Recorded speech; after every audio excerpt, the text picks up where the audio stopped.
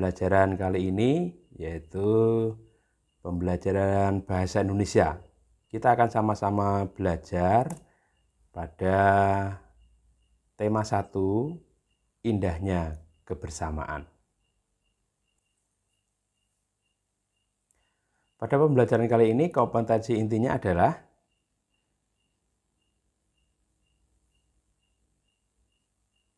kemudian kompetensi dasar,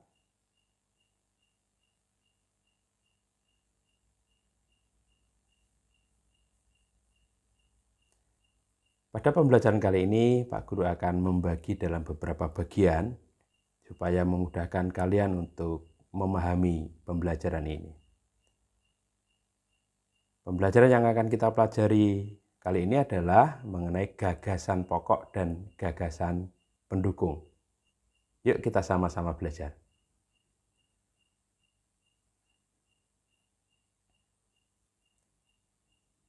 Setiap bacaan biasanya terdiri atas beberapa paragraf. Setiap paragraf memiliki gagasan pokok dan didukung oleh gagasan pendukung. Apa itu gagasan pokok? Gagasan pokok itu adalah ide utama yang dibahas dalam suatu bacaan dan dapat berupa kalimat inti atau berupa pokok paragraf. Sedangkan gagasan pendukung adalah uraian atau tambahan informasi untuk gagasan pokok. Ciri-ciri gagasan pokok yaitu yang pertama adalah mengandung topik permasalahan yang dijabarkan lebih lanjut. Yang kedua, gagasan pokok itu biasanya berupa satu kalimat lengkap yang berdiri sendiri.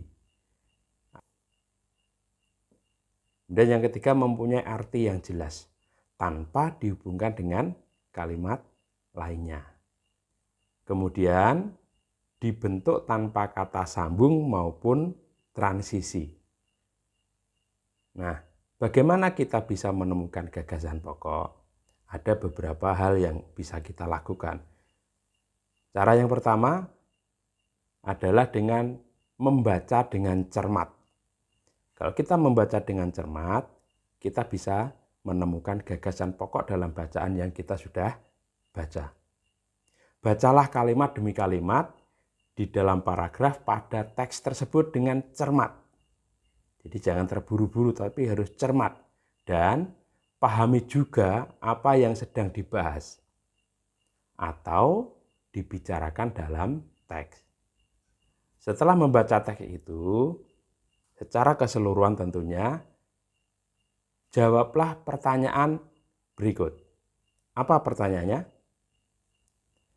Apa yang sedang dibahas pada teks itu? Nah, jawaban dari pertanyaan itulah yang menjadi gagasan pokoknya. Oke, itu adalah cara yang pertama, membaca dengan cermat. Kemudian, kita bisa juga dengan cara yang kedua, yaitu dengan cara menemukan kalimat utama. Pada setiap paragraf di dalam teks, kita akan mencari kalimat utama. Seperti yang sudah kita ketahui, kalimat utama adalah kalimat yang bersifat umum dan mengandung gagasan pokok. Sementara kalimat penjelas yaitu kalimat khusus yang mendukung kalimat utama itu. Nah, Pak Guru akan lebih mengulas pada cara yang kedua ini. Menemukan kalimat utama.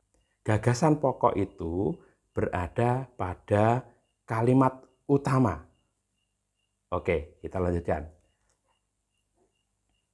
Nah, di manakah letak gagasan pokok?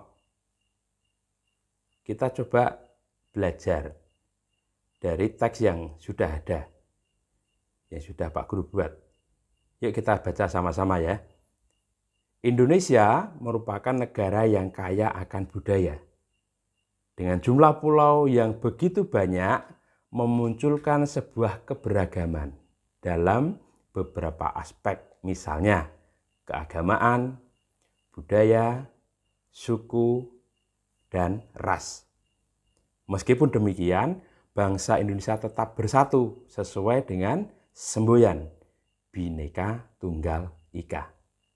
Nah, pada paragraf ini kita bisa menemukan gagasan pokoknya. Apakah gagasan pokoknya? Indonesia kaya akan budaya. Seperti yang sudah Pak Guru sebutkan tadi, bahwa gagasan pokok itu berada di dalam kalimat utama. Kalau kita sudah bisa menemukan kalimat utama, maka kita akan mudah menentukan gagasan pokok. Nah, untuk kalian yang saat ini masih di kelas 4,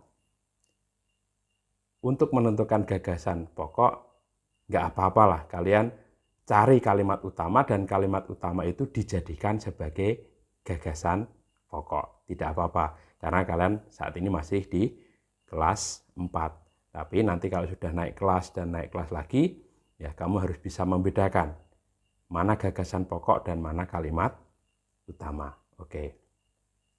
Gagasan pokoknya kita sudah temukan.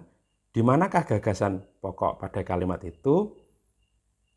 Yaitu pada kalimat utama, Indonesia merupakan negara yang kaya akan budaya. Itu kalimatnya.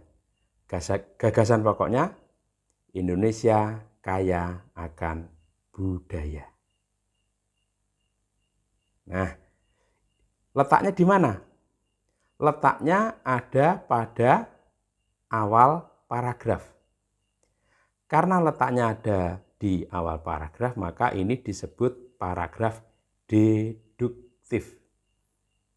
Artinya bahwa gagasan pokok berada di awal paragraf.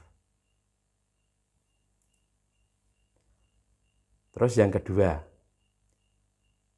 gagasan pokok yang ada di akhir paragraf disebut induktif.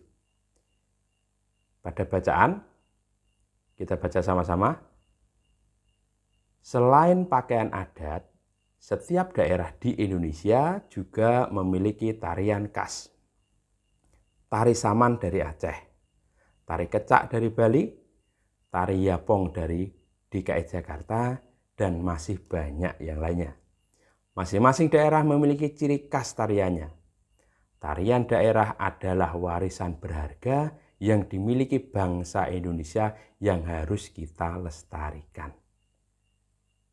Nah, pada paragraf ini, gagasan pokoknya itu berada pada kalimat utama yang letaknya ada di akhir paragraf yang disebut induktif, yaitu tarian daerah adalah warisan berharga yang dimiliki bangsa Indonesia yang harus kita lestarikan.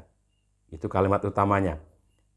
Gagasan pokoknya, melestarikan tarian daerah sebagai warisan berharga bangsa Indonesia.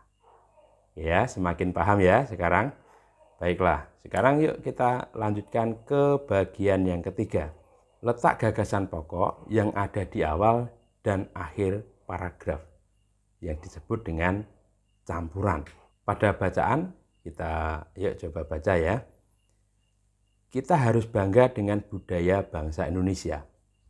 Begitu banyak keberagaman budaya yang dimiliki bangsa kita, mulai dari rumah adat, pakaian adat, tarian daerah, upacara adat, dan masih banyak lagi yang lainnya. Keberagaman adalah anugerah Tuhan yang harus kita syukuri. Nah, letak gagasan pokok pada paragraf di atas itu berada di kalimat utama yang ada di awal dan akhir paragraf. Pada awal paragraf yaitu kita harus bangga dengan budaya bangsa Indonesia. Dan di akhir paragraf, keberagaman adalah anugerah Tuhan yang harus kita syukuri. Itu yang ketiga. Selanjutnya, yang keempat adalah gagasan pokok yang berada di tengah paragraf yang disebut dengan istilah ineratif. Seperti pada contoh, setiap manusia memang diciptakan berbeda satu dengan lainnya. Tetapi bukan berarti karena perbedaan itu kita harus saling bermusuhan. Justru dengan perbedaan kita memiliki banyak kekayaan budaya. Kita harus hidup rukun, saling menghormati, dan saling menghargai. Seperti semboyan bangsa Indonesia, Bhinneka Tunggal Ika. Gagasan utama pada paragraf di atas berada di tengah, yaitu kita harus rukun, saling menghormati, dan menghargai. Baik. Sampai di sini, apa yang Pak Guru sampaikan pada bagian 1 ini sebagai awal kita menemukan gagasan pokok dan gagasan pendukung.